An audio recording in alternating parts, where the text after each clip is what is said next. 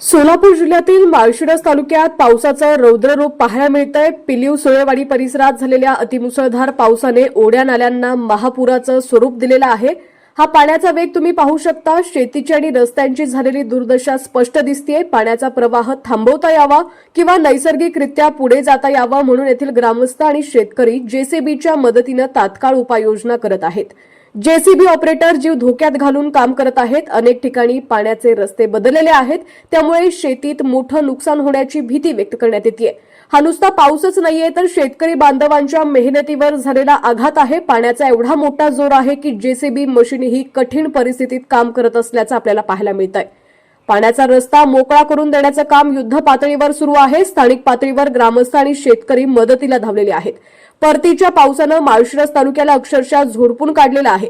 या नैसर्गिक आपत्तीतून शेतकरी कसा सावरणार हा मोठा प्रश्न आहे। अधिक अपडेटसाठी पाहत रहा HPN मराठी न्यूज।